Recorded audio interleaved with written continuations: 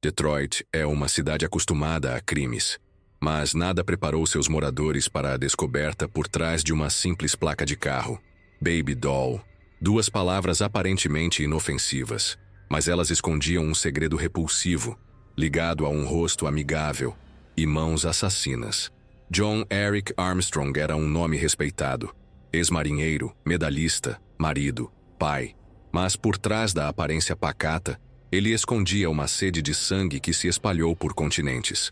Prostitutas estranguladas, corpos abandonados, pistas ignoradas, e uma fúria silenciosa crescendo dentro de um homem perturbado. Quem era realmente esse bom moço? O que o transformou em um predador cruel? E como um erro policial quase custou novas vidas? Hoje vamos entrar em um dos casos mais perturbadores da história criminal dos Estados Unidos. Um enigma onde aparência e verdade nunca andaram lado a lado. Prepare-se, porque essa história não vai sair da sua cabeça tão cedo. Bem-vindo ao Contos do Sobrenatural. Aqui mergulhamos em mistérios, histórias paranormais e crimes reais, sempre com uma abordagem profunda e envolvente. Se você curte esse tipo de conteúdo, fortaleça o canal, curta, comente suas teorias, compartilhe com quem também ama o sobrenatural e crimes reais, e se inscreva com o sininho ativado. Sua participação faz toda a diferença e nos ajuda a crescer. Agora bora para a história de hoje. John Eric Armstrong parecia o tipo de homem que qualquer vizinho confiaria. Alto, educado, voz calma, um ex-marinheiro com histórico de boas ações. Morava com a esposa e filhos, levava uma vida aparentemente comum em Michigan. Suas roupas eram discretas, sua fala sempre controlada. Mas havia algo nos olhos que poucos notavam, uma ausência de emoção, como se ele estivesse apenas interpretando o papel de um cidadão comum. Um papel que escondia uma verdade sombria. Ele era conhecido no bairro como o cara legal. Ajudava vizinhos, sorria para estranhos e parecia ser um pai dedicado. Nada nele indicava um monstro à espreita. Nem mesmo seus superiores na Marinha dos Estados Unidos desconfiavam da dualidade que o habitava. Era condecorado, respeitado, e ninguém via além da farda. Só anos depois perceberiam que aquela fachada perfeita escondia o início de uma sequência de horrores indescritíveis. Por trás da imagem do bom moço, Armstrong alimentava fantasias sádicas. Sua mente era um labirinto de pensamentos perturbadores. Ele frequentava zonas de prostituição em Detroit como se estivesse em missão, mas suas intenções iam muito além do prazer. Observava, escolhia e caçava. Sabia onde atacar, quando desaparecer e como parecer inocente. Criava álibis antes mesmo de cometer os crimes. As primeiras vítimas eram sempre mulheres em situação de vulnerabilidade. Sem família próxima, muitas desapareciam sem levantar suspeitas. Armstrong sabia disso. Ele estudava suas vítimas como um predador silencioso, antecipando a indiferença das autoridades. E essa impunidade silenciosa o alimentava. Cada assassinato parecia fortalecer sua sensação de invencibilidade, como se o mundo estivesse dormindo enquanto ele agia nas sombras. Com o tempo, ele não apenas se tornou mais ousado, mas também mais cruel. Desenvolveu padrões, assinaturas, um modus operandi que se repetia com precisão. Estrangulamento era sua marca.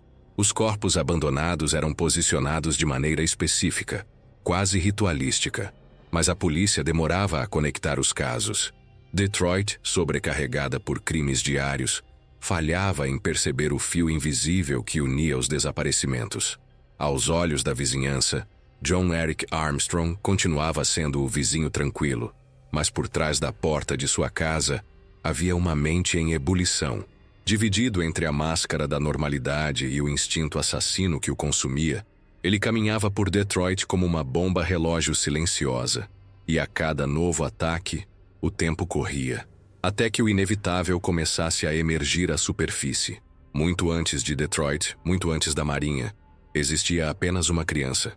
John Eric Armstrong nasceu em um ambiente onde o medo era regra e a dor era rotina. Seu pai era alcoólatra, violento e imprevisível. Um homem que usava os próprios filhos como válvula de escape para sua raiva. Armstrong não cresceu com abraços, mas com socos. Não conheceu segurança, mas silêncio forçado e choro escondido. A infância deixou marcas, não visíveis no corpo, mas profundas na psique. Ainda pequeno, John presenciou a morte do próprio irmão.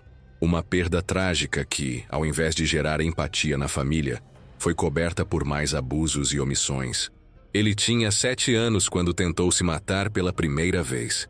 Usou uma corda improvisada no porão da casa. Sobreviveu, mas algo dentro dele morreu naquela noite.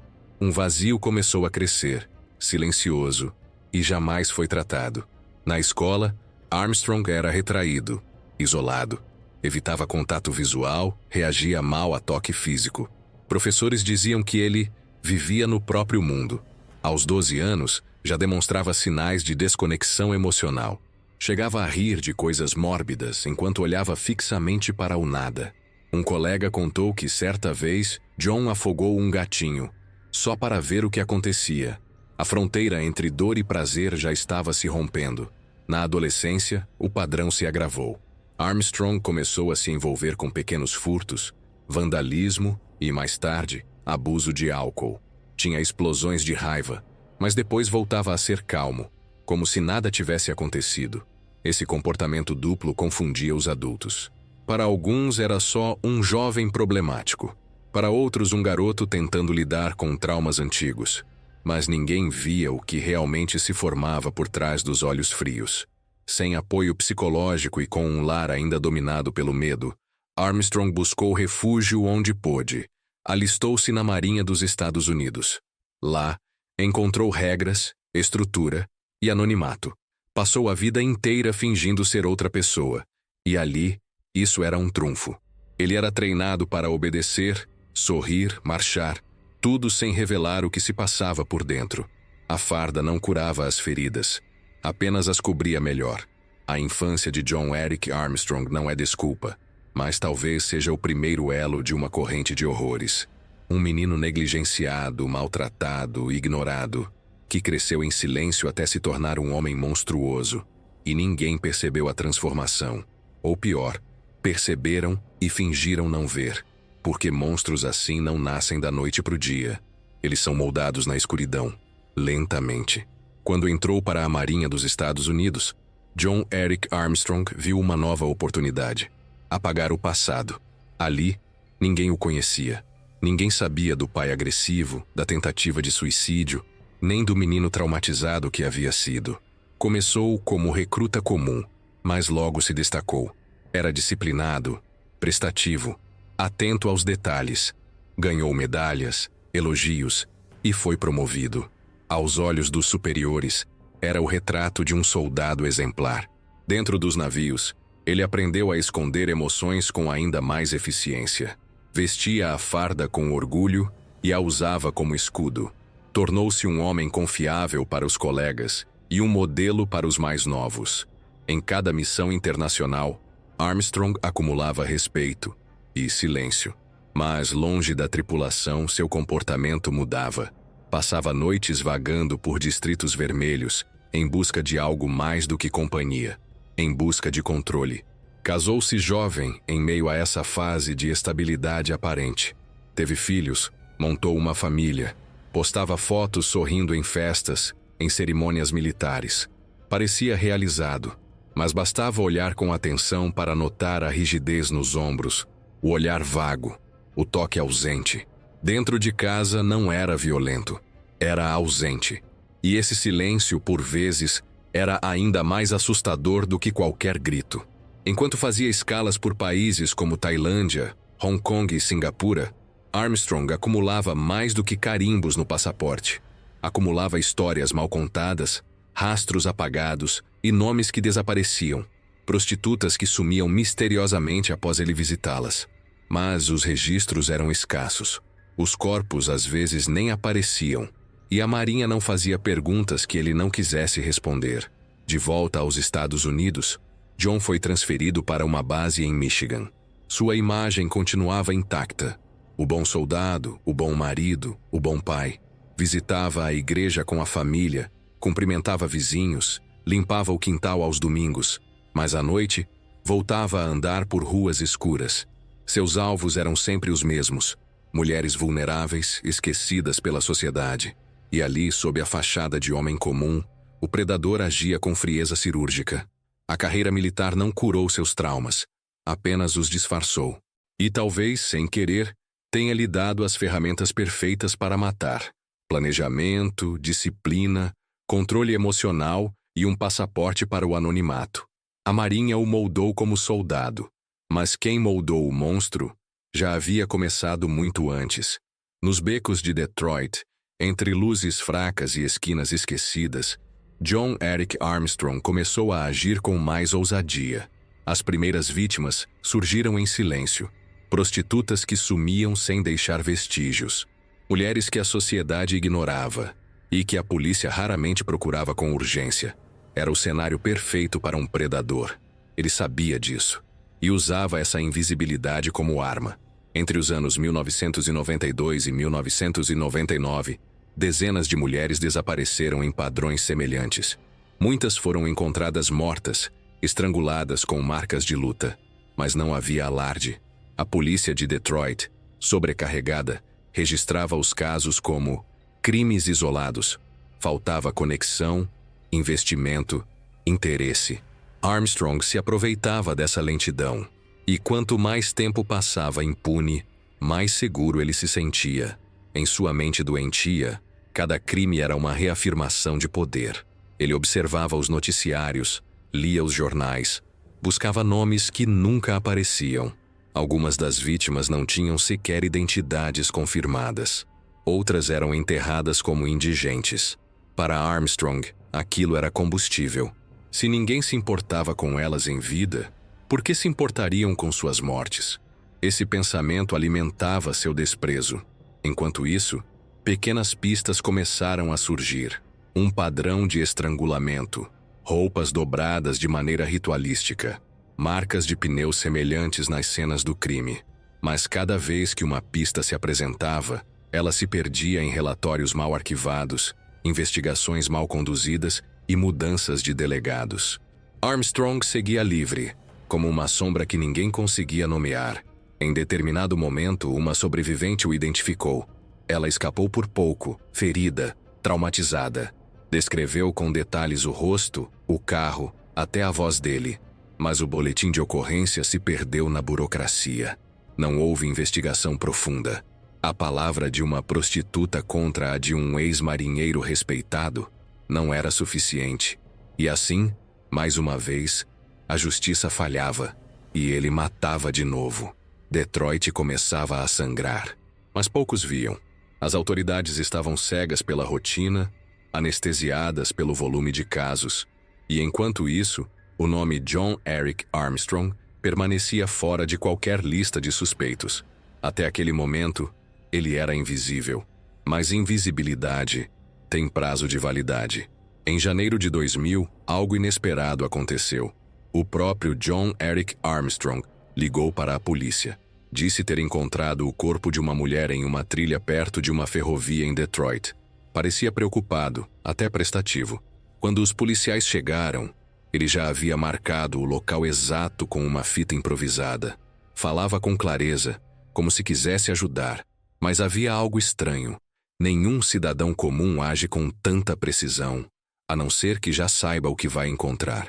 A vítima era Zelda Jakubowski, uma mulher em situação de rua com histórico de prostituição. A causa da morte, estrangulamento. A posição do corpo indicava violência, mas também cuidado. As roupas estavam ajustadas de forma deliberada, detalhes que lembravam outros casos antigos. Mas, mais uma vez, não houve conexão imediata. Armstrong foi ouvido brevemente e liberado. Afinal, ele era só uma testemunha, certo? Dias depois, uma viatura patrulhava uma área próxima quando viu um Jeep preto em atitude suspeita. O veículo tinha uma placa personalizada, Baby Doll. O nome parecia aleatório, até que se descobriu que era um apelido usado por uma das vítimas desaparecidas. O motorista, John Eric Armstrong. Mas a polícia ainda não tinha provas diretas. Mesmo assim, o sinal de alerta havia sido acionado. Só que demoraria meses até que fosse levado a sério. Durante esse período, novos ataques aconteceram. O padrão se repetia.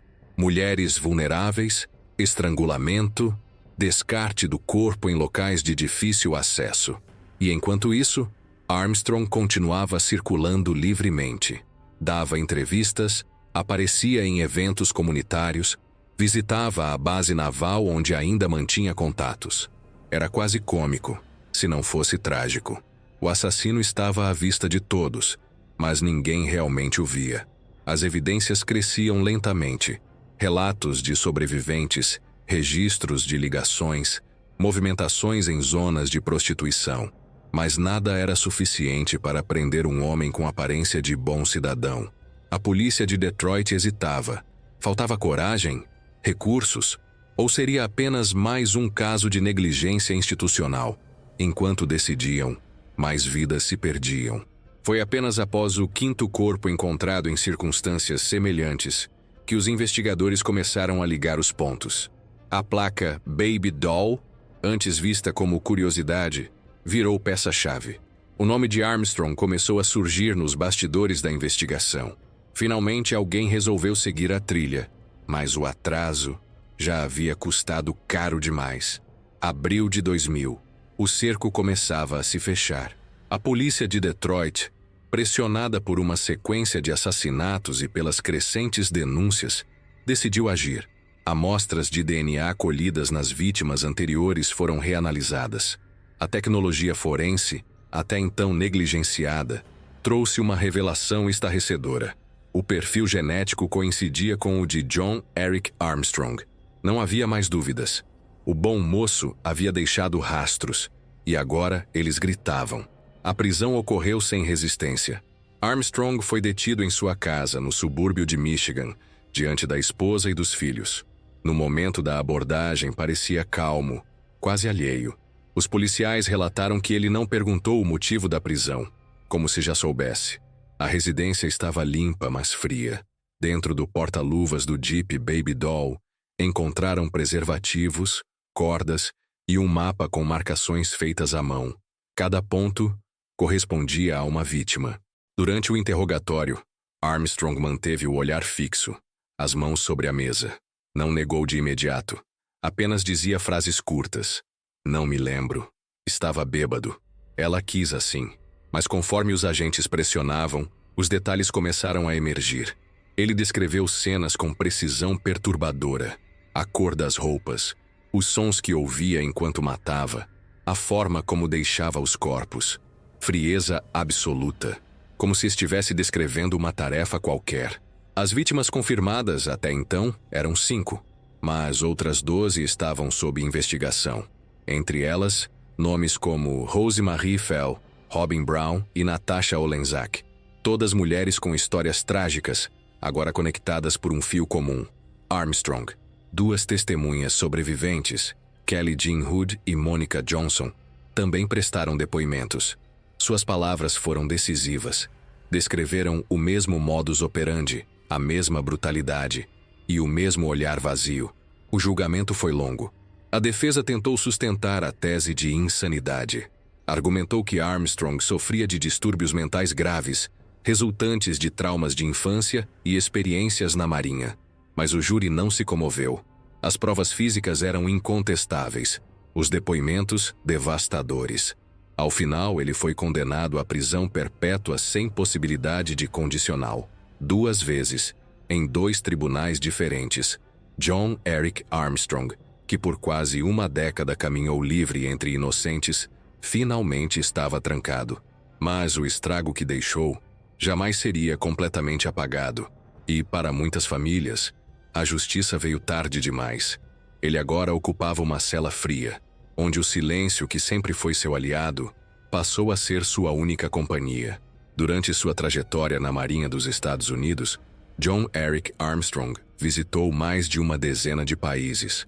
A lista incluía destinos como Hong Kong, Tailândia, Singapura, Havaí e a costa de Seattle. Registros indicam que ele esteve presente em ao menos 6 cenas de desaparecimentos não solucionados envolvendo mulheres estrangeiras, todas com perfis semelhantes, jovens, vulneráveis e ligadas ao mercado do sexo. Mas nenhuma dessas conexões foi feita a tempo. Em Hong Kong, Uma mulher foi encontrada morta às margens do porto, com sinais claros de estrangulamento. O corpo havia sido lavado, como se o assassino tentasse apagar vestígios. Armstrong havia desembarcado ali 2 semanas antes. Coincidência? Talvez. Mas quando casos semelhantes surgiram na Tailândia e em Singapura, o padrão tornou-se perturbador demais para ser ignorado. Mulheres mortas, sempre após a passagem da embarcação, onde Armstrong estava lotado. Nos arquivos da Marinha, há registros de visitas a bordéis em dias específicos, e nesses mesmos dias, surgem relatos de mulheres desaparecidas. Mas os países asiáticos, por questões diplomáticas e falta de cooperação internacional na época, raramente compartilham dados criminais detalhados com autoridades americanas. Isso fez com que o nome de Armstrong ficasse fora dos radares. Ele sabia disso e usava essa falha a seu favor. Durante os primeiros interrogatórios, Armstrong chegou a confessar 3 assassinatos cometidos fora dos Estados Unidos. Descreveu vítimas, cenários e até cheiros dos quartos, mas dias depois, voltou atrás. Disse que inventou tudo para ganhar atenção. Ou seria para despistar. Ninguém sabe ao certo. O fato é que, até hoje, não há confirmação oficial de crimes cometidos fora do território norte-americano. Apenas uma nuvem densa de suspeitas.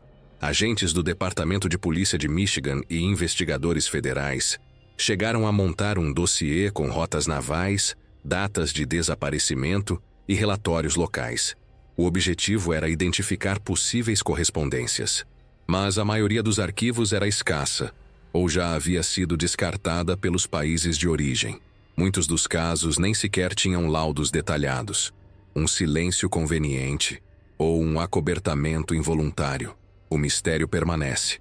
Armstrong está preso, mas as histórias que deixou pelo mundo ainda sussurram em becos escuros de Bangkok, ruas estreitas de Singapura e portos esquecidos no Pacífico. Quantas vozes foram silenciadas sem que ninguém notasse?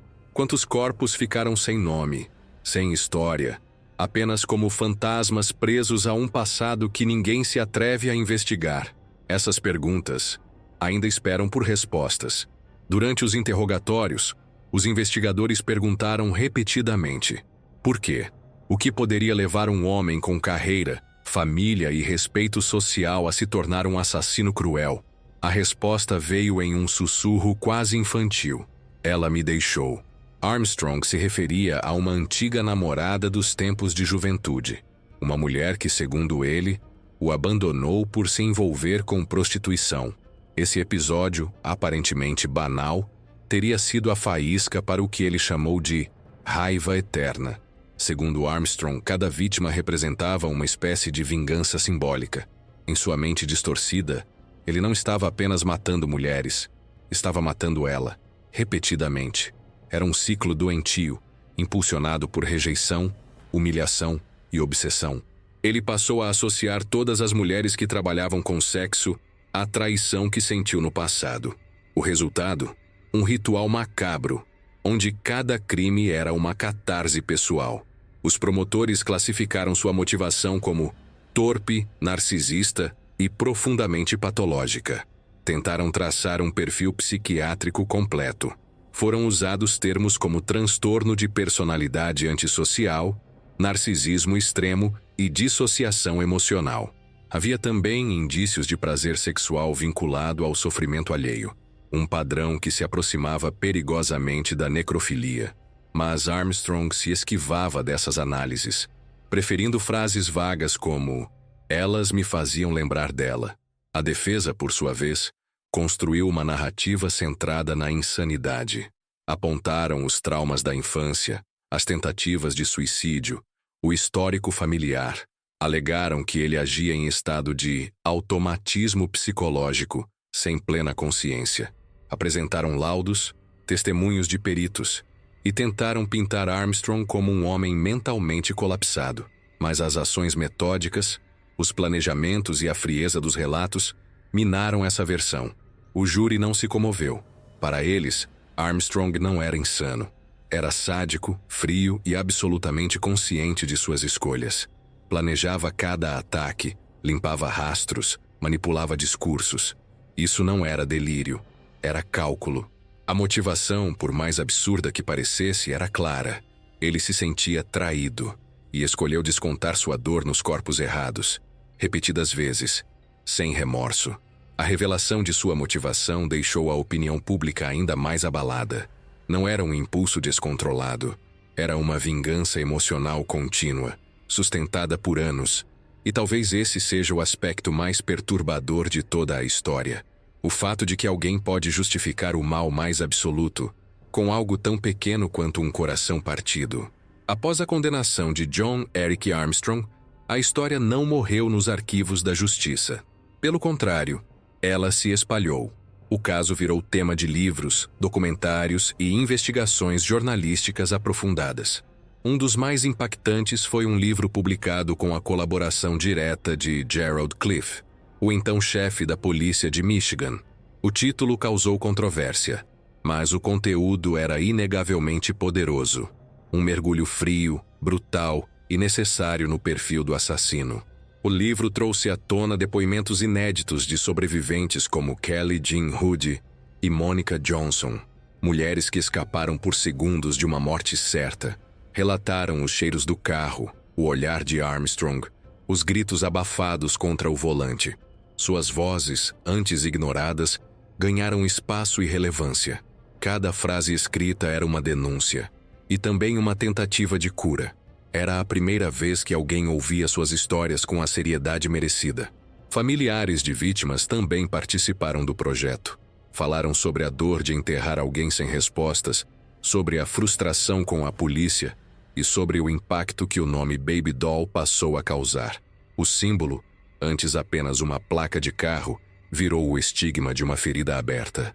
Algumas dessas famílias lutaram por mudanças nas leis de placas personalizadas em Michigan, alegando que símbolos assim deveriam ser monitorados. O projeto não avançou, mas o debate sim. Além do livro, escolas de criminologia começaram a estudar o caso como exemplo clássico de comportamento duplo. Armstrong tornou-se uma espécie de antítese do perfil tradicional de serial killer. Não era solitário, não era recluso, não tinha sinais óbvios de distúrbio. Ele era o monstro disfarçado de pai de família. Isso inquietava os especialistas, porque revelava uma verdade incômoda.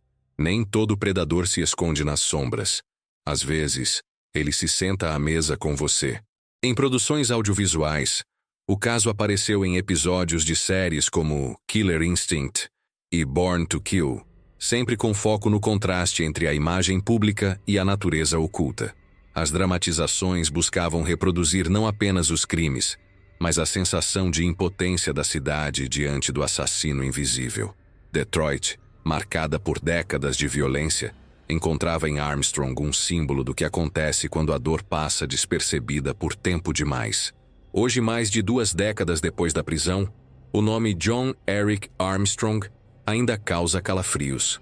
Nas páginas dos livros, nos bancos das universidades e nas ruas onde ele caçava.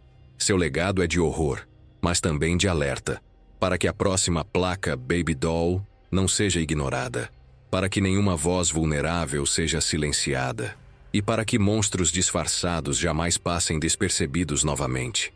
O corpo de John Eric Armstrong impunha respeito. 1,98 m de altura, 136 quilos. Não precisava de armas. Sua presença já era intimidadora o suficiente para controlar, dominar, esmagar.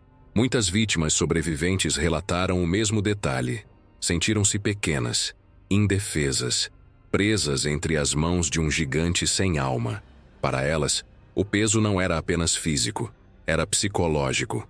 Uma parede viva de violência contida, prestes a explodir. As investigações oficiais confirmaram 5 assassinatos entre 1992 e 1999, mas o número de vítimas possíveis, 17. Todas mulheres, todas com perfis semelhantes. Algumas nunca foram encontradas, outras, identificadas tardiamente, já em estado avançado de decomposição. A discrepância entre vítimas confirmadas e suspeitas revela mais do que dados. Expõe uma falha sistemática na detecção precoce de padrões. Um serial killer agiu por 7 anos, sem ser interrompido. O tempo entre o primeiro alerta relevante, em janeiro de 2000, e sua prisão em abril do mesmo ano, foi de apenas 3 meses. Mas nesse intervalo, 2 novas vítimas apareceram. Isso mostra o quão estreita foi a margem entre a liberdade e a captura. 3 meses. 90 dias. Tempo suficiente para repetir a tragédia. E se a polícia tivesse dado atenção às pistas anteriores? Quantas vidas poderiam ter sido poupadas? Estudos realizados após sua condenação indicam que cerca de 60% das vítimas de serial killers em atividade pertencem a grupos considerados descartáveis pela sociedade, como prostitutas, moradores de rua ou pessoas com histórico de dependência química.